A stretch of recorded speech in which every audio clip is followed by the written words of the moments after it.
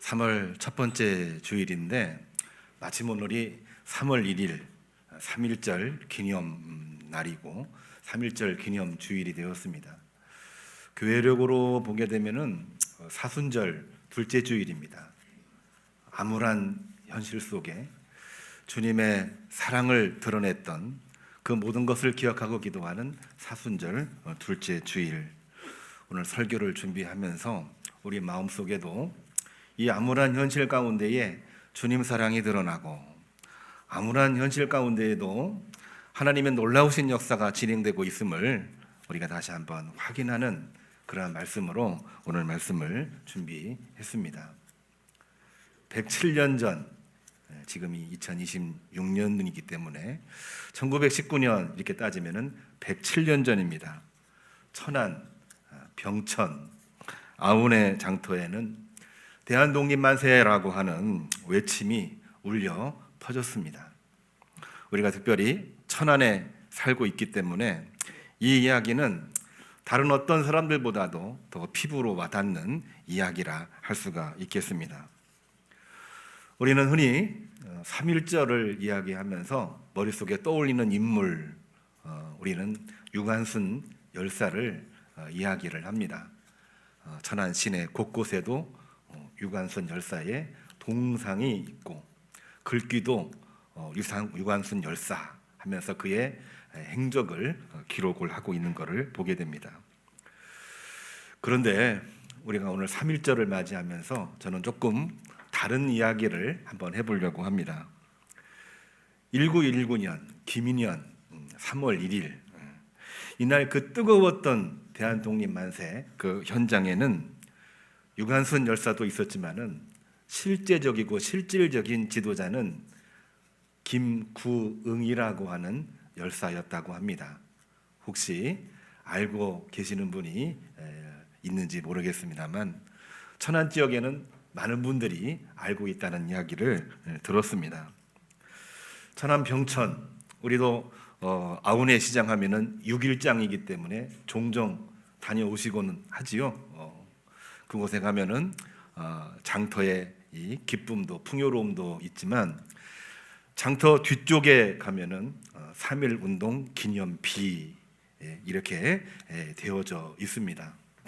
저도 천안에 오는 손님들을 어디로 인도할까 하다가 천안에 여러 명소가 있습니다만 그곳 병천 아운의 시장 3.1 운동 기념비 이것을 꼭 방문해서 역사적인 이야기를 소개하고는 하는데 그 기념비의 비문을 제가 한번 소개하려고 합니다. 거기 보면 진명학교 교사 김구응과 정확한 표현입니다. 조인원, 이백하 등등이 수개월 전부터 치밀하게 계획을 했고 유관순은 이 소식을 듣고 고향으로 내려와 합류하였도다. 이렇게 기록이 되어져 있습니다. 그날 김구응 열사는 독립선언서를 낭독을 했고 대한독립만세를 선창하면서 선봉에 섰고 현장에서 순국하자 그의 모친 최정철 여사, 어머니입니다. 최정철 여사가 아들 김구응을 끌어안고 일본 헌병을 꾸짖으니 그들이 그의 모친마저 잔인하게 살해하였도다. 이 내용이 충남 병천 3.1 운동 기념비 비문 거기에 기록되어 있는 그러한 내용입니다. 그와 함께 우리가 잘 알지 못하는 19명의 이름 없는 순교자 또한 순국자들의 이름이 기록되어 있는 것을 보게 됩니다. 유관순 열사를 우리가 너무나 잘 알고 있지만 결국은 시간이 지나면서 이름 없어 보이고 알려지지 않았던 사람들의 이야기가 기록된 것을 확인해 볼 수가 있습니다. 크리스찬이었던 감리교 교인입니다. 김구응 열사는 준비된 지도자였습니다. 아운의 장터는 밝은 곳으로 나아가는 진명의 현장이었습니다. 진명학교, 오늘날 진명학교는 없지요. 중간에 일본 제국주의에 의해서 폐교되고 다른 학교에 의해서 병합되고 하면서 사라져 있는데, 지금 알아보니까 그 명맥을 유지하고 있는 학교는 병천 초등학교라고 역사에 기록을 하고 있다고 합니다. 바로 이 아우네 장터는 진명, 그 이름 뜻대로 밝은 곳으로 나아가는 미션 스쿨이었습니다. 그리고 거기에 진명교수가 있다는 김구웅은 그 밝은 곳으로 나아가기 위해 나라를 위하여, 그리고 복음의 빛을 온 누리에 증거하기 위해서 이 3.1 운동에 참여하게 된 것입니다. 오늘 우리는 이러한 그 3.1절 기념 주일에 우리 자신을 정확하게 드러내놓고 우리 영혼에 하나님이 주시는 새봄을 기쁨으로 맞이하는 그러한 주일이 되고 그러한 3월이 되기를 간절히 소망합니다. 세상에서는 잊혀지기도 하고 누군가는 그거를 감추려고 하지만 진실은 반드시 드러나게끔 되어져 있는 것입니다. 3월절이어서 우리가 한번 좀 무거운 이야기를 함께 나누고 싶어서 이러한 이야기를 함께 나누었습니다. 오늘 우리가 봉헌하면서 드렸던 찬송 147장, 거기 너 있었는가 그때에, 그 이야기는 예수님께서 십자가에서 죽임을 당하시는 바로 그때 우리는 과연 그 자리에 있었는가라는 질문을 하고 있는 그러한 찬양입니다. 그러한 찬양이긴 하지만 우리가 그러한 질문을 들을 때에 우리는 뭐라고 답변을 합니까? 주님이 십자가에 달릴 때 당신은 어디 있었습니까? 그 질문을 하면은 우리는 입으로는 말 못하지만 마음속으로는 이런 생각을 합니다. 나는 그 자리에 없었습니다. 그렇기 때문에 나는 그 일과는 아무 상관이 없습니다. 당연한 얘기죠. 우리가 그 현장에 존재하지 않았기 때문에 그렇습니다.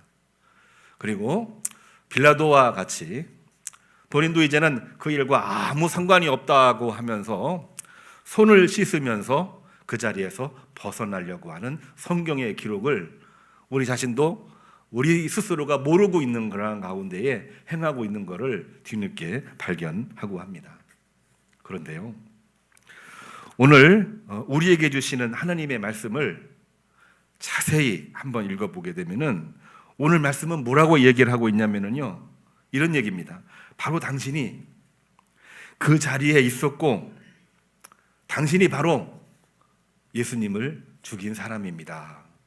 이게 바로 오늘 성경에 나와 있는 얘기예요. 베드로가 유대인들을 향하여 설교한 그러한 내용입니다. 왜 이러한 말씀을 오늘 우리에게 주시고 있는 걸까요? 감춰져 있긴 하지만 우리가 그 진실 앞에서 살짝 피해가려고 하는 마음이 한켠에 있긴 하지만은, 그러나 우리가 알지 못하고 있는, 우리가 사실적으로는 어떻게 증명할 길이 없지만 하나님께서는 중심을 보시고 말씀을 하시는데, 그 중심과 그 진실은 뭐라고 얘기를 하고 있느냐? 우리가 결국은 주님을 거부했기 때문에, 우리가 결국은 진실 앞에서 외면했기 때문에 사실은 우리가 예수님을 죽게 만든 것입니다. 다른 말로 하면은 우리의 죄 때문에, 우리의 불신앙 때문에 결국은 예수님을 죽게 만든 것입니다. 예수님은 이 모든 것들을 사해 주시기 위해서 당신의 몸을 희생 제물로 우리에게, 나에게, 모든 인간에게 내어 주신 것입니다. 이러한 말씀이 이루어지게 된 것입니다. 저는 오늘 설교를 준비하면서 우리에게는 불편한 진실이기도 합니다. 우리가 인정하기 쉽지 않은 그러한 내용이고, 인정한다고 하더라도 선뜻 내가 예수님을 죽인 장본인입니다 라고 말하기 어려운 그러한 내용이긴 한데, 우리가 그 내용을 고백하는 순간, 우리가 그 사실을 인정하는 순간, 오늘 설교 내용은 그렇습니다. 내 영혼에, 내 삶에 뭐가 찾아오느냐? 새 봄이 찾아온다. 내 영혼에, 내 마음속에 새 봄이 찾아오는 순간은 내가 죄인입니다.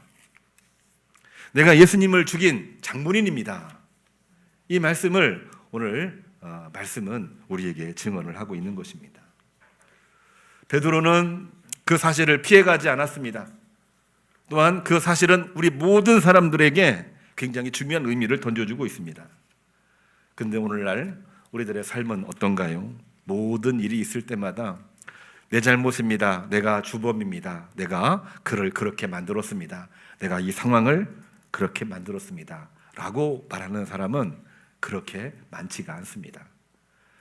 근데 더 중요한 것은 그러한 이야기를 하면서 늘 하는 이야기가 뭐냐면은 남 탓 이야기하는 거는 너무나 많습니다. 누구 때문에? 상황 때문에, 이 나라 때문에, 저 나라 때문에. 우리가 그러한 이야기들은 그냥 하루 종일 이야기해도 끝이 안 날 정도로 남 탓 이야기하는 거는 너무나 많은 것입니다. 왜 그럴까요? 저는 이거에 대해서 고민을 하지 않을 수가 없었는데 결국은 뭐냐? 제가 최종적으로 결론을 맺은 것은 우리 인간의 본능이 그렇습니다. 인간의 본능이 그렇습니다.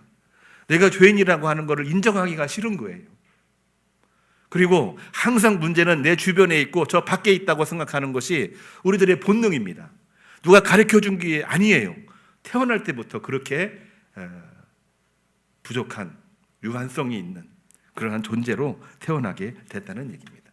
성경에도 그런 내용이 기록되어 있죠. 선악과를 먹은 아담, 누구 탓을 합니까? 하와 탓을 합니다. 하와도 인간이죠. 근데 하와도 누구 탓을 하냐면은 뱀 탓을 합니다. 뱀 탓을 합니다. 뱀은 사단마귀의 권세이기 때문에 더 이상 이야기하지 않습니다.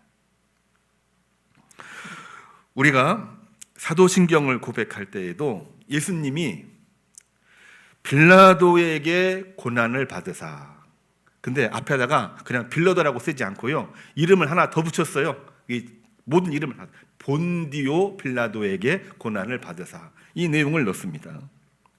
그렇게 말을 하면서 모든 책임을 누구에게 돌리고 있었냐면은 빌라도 한 사람에게 돌리고 있는 겁니다. 아주 오랜 옛날부터 우리 사도신경에 거의 한 2000년 동안 명맥을 유지한 사도신경에 뭐라고 되어 있냐면은 내가 죽였습니다라는 표현이 나오질 않아요. 본디오 빌라도에게 고난을 받으사, 이러한 내용이 기록이 되어 있는데, 사실 빌라도는 예수님의 죄가 없음을 알고 살려주려고 했고 그 질문을 군중들에게 물었습니다.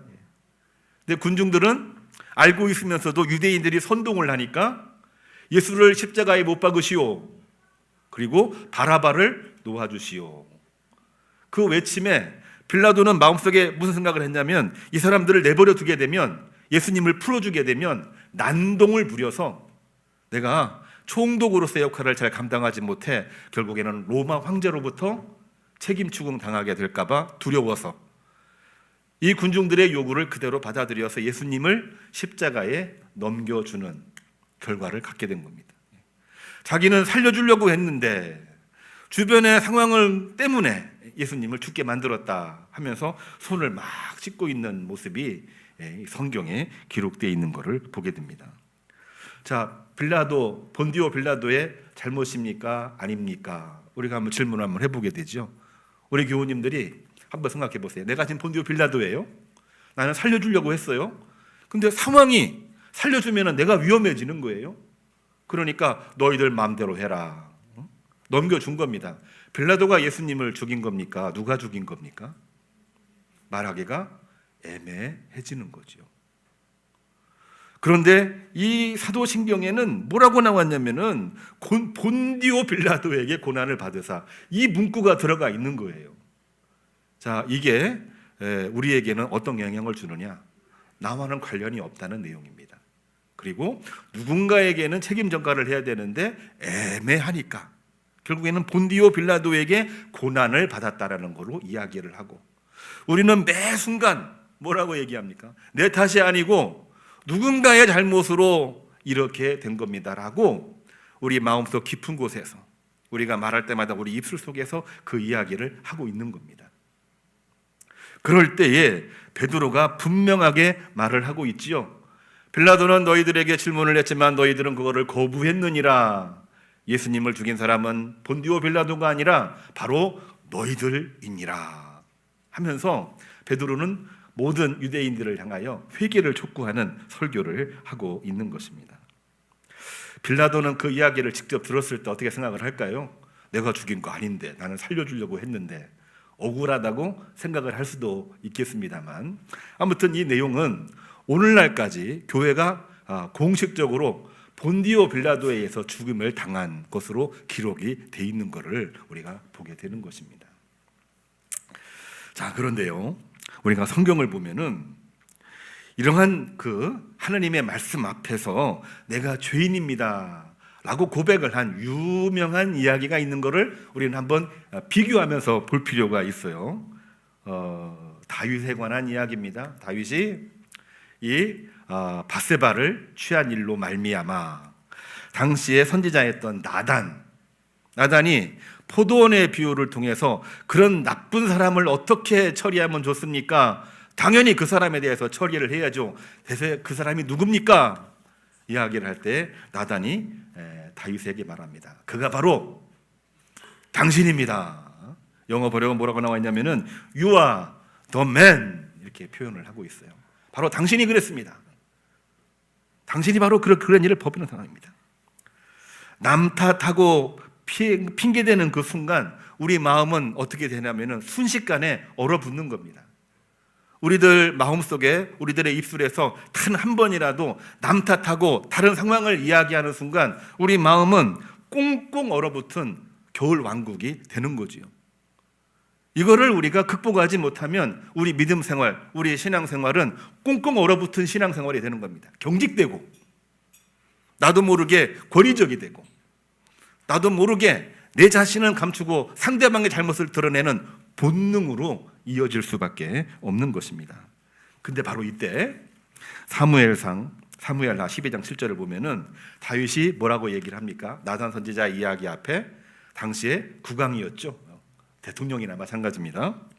다윗은 이렇게 말합니다. 내가 죄를 범하였노라 하면서 즉각 엎드렸습니다.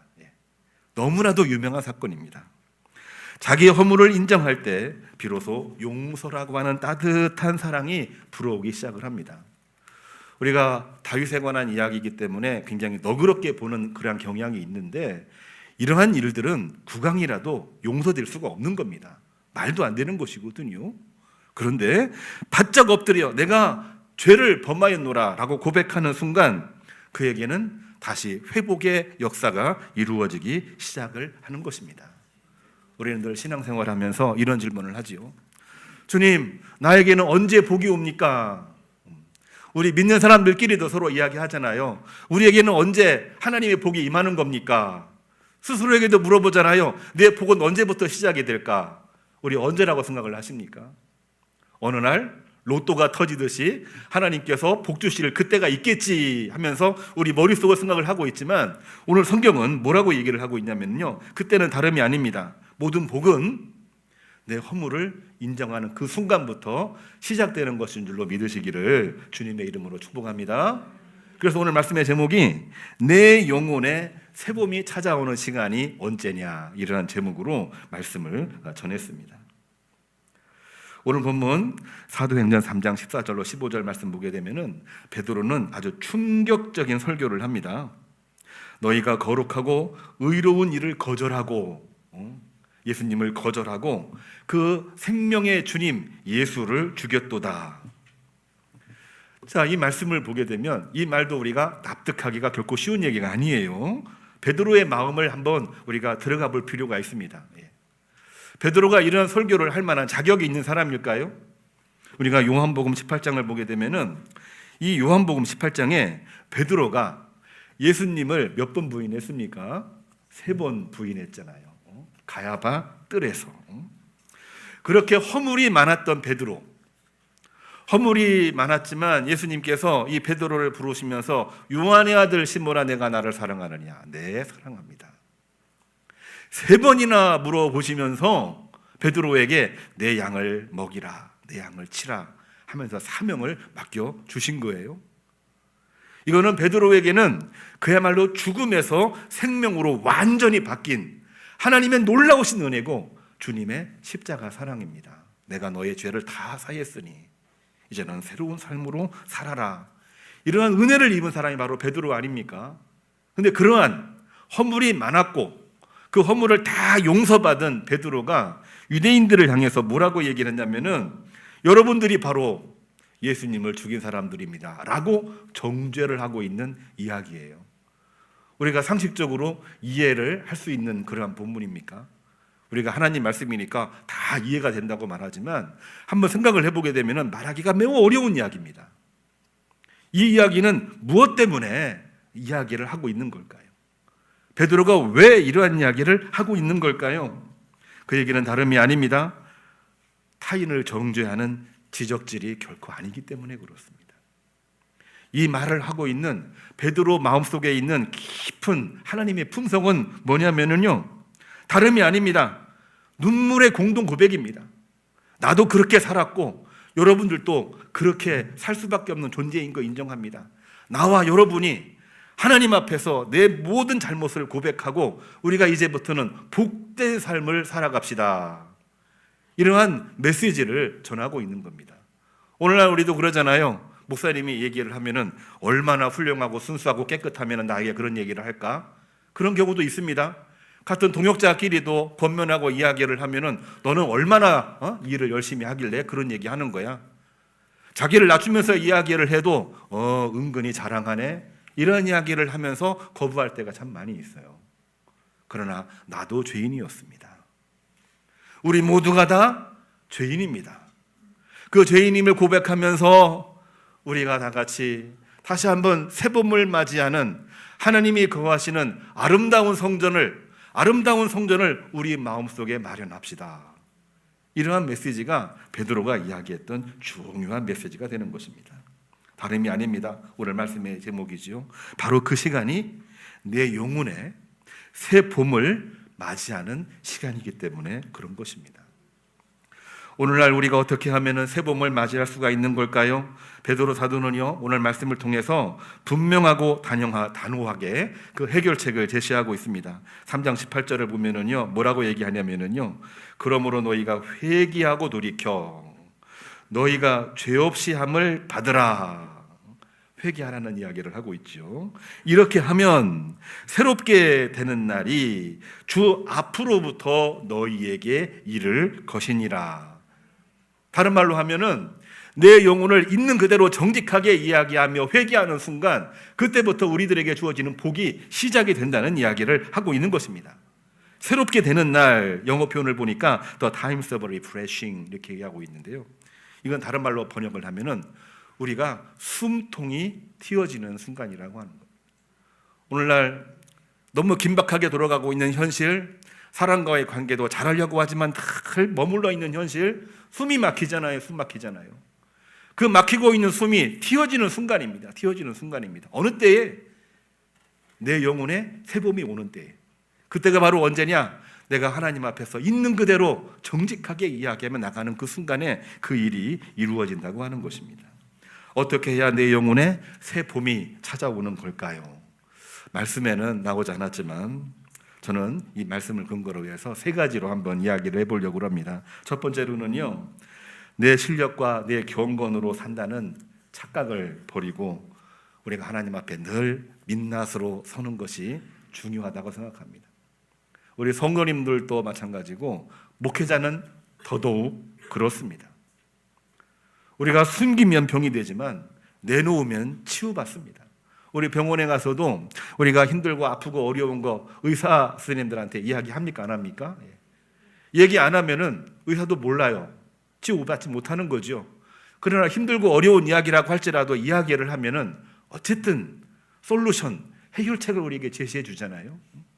하나님 앞에도 마찬가지입니다. 내가 감추면은 그 병은 영원히 존재하는 것입니다. 그러나 내놓고 회개하는 순간 우리는 치유가 되는 것입니다. 내 실력, 내 경건으로 살아가는 게 아닙니다. 하나님 앞에서는 민낯으로 나가는 것입니다. 목회자를 포함하여 모든 사람들이 그렇게 하지 않으면 살 수가 없는 것입니다. 두 번째로는 오늘 베드로의 설교를 통해서 우리에게 주신 말씀인데요, 나사렛 예수 그리스도의 이름, 그 권세만을 믿고 나가는 것입니다. 주님, 내가 주님을 죽인 죄인입니다. 눈물로 고백을 할 때에 우리 영혼에는 새로운 새봄이 찾아오게 되는 것입니다. 주님은 나를 위해서 죽으셨는데 그 주님을 죽인 사람이 바로 나입니다. 그 주님을 죽인 나를 용서해 주시기 위해서 예수님은 당신의 몸을 우리에게 주셨습니다. 그거를 고백하는 순간 우리가 뭐가 되는 겁니까? 자연인에서 이제는 주님을 따르는 크리스찬이 되는 것입니다. 저는 오늘 한 가지를 더 이야기를 해보려고 합니다. 우리가 신앙생활을 하는 동안 우리 교우님들 주일에도 그렇고 식사할 때도 그렇고 또 우리 만남을 가질 때마다 참 많이 발견하는 모습인데요. 유머와 여유를 회복하는 늘 가지는 우리 교우님들이 많이 발견됩니다. 정말 제가 많이 은혜를 받습니다. 은혜 받은 사람은요, 잘 웃는 것입니다. 은혜 받는 사람은 잘 웃는 것입니다. 많은 빚을 탕감받은 사람이 얼굴을 찌푸리고 다니면 그게 정상입니까? 아니죠. 하나님의 은혜를 입은 사람이면 얼굴에 하나님의 광채가 나오는 겁니다. 우리 영화를 보면은 얼굴에 광채가 있다. 얼굴이 이렇게 하얗게 나오잖아요. 그렇게 영화가 만들었기 때문에 되기도 한 것이긴 합니다만은 뭡니까? 하나님의 영광을 본 거예요. 그거는 그 안에 여유가 있는 겁니다. 그 안에 빛이 발하는 겁니다. 그런 분들이 이야기할 때는 유머가 있고 웃음이 있습니다. 웃음이 있습니다. 오늘 우리 예배 후에 같이 식사하고 얘기할 때도 막 웃으시면서 하나님 앞에 영광을 돌리고 은혜를 함께 나누는 우리 모든 교우님들이 되기를 주님의 이름으로 축복합니다. 우리가 다 죄인일 수밖에 없죠. 죄인이 어떻게 웃습니까? 그러나 우리는 그냥 죄인이 아닙니다. 우리는 은혜를 입은 죄인입니다. 우리 옆에 분들하고 한번 이야기하면 어떨까요? 우리가 죄인이긴 해도 참 은혜스러운 죄인입니다. 한번 얘기해 보겠습니다. 시작. 우리가 죄인이긴 해도 참 은혜스러운 죄인입니다. 예, 오늘 이 말씀을 우리가 기억을 하면서 내 영혼에 새봄을 만드는 우리 교우님들이 되기를 간절히 바랍니다. 우리가 하나님 앞에 진실하게 응답하면 어떠한 일이 벌어지는 걸까요? 시편 27편 1절을 보면은 시편 기자는 이렇게 고백을 하고 있습니다. 여호와는 나의 빛이요 나의 구원이시니 내가 누구를 두려워하리요. 은혜가 있는 사람, 여유가 있는 사람, 웃음이 있는 사람은 결코 두렵지 않습니다. 불안하지 않습니다. 누군가 내 비밀을 알까 조마조마하지도 않습니다. 왜냐하면 우리는 빛 가운데 걸어가기 때문에 그런 것입니다. 그러한 담대함으로 우리 3월달 빛을 발하고 3월달 은혜를 입고 우리 3월달 주님의 이름으로 승리하는 주의 종들, 주의 권속들이 되기를 주님의 이름으로 축복합니다. 주신 말씀을 생각하면서 주님 다시 오실 때까지 함께 부르겠습니다.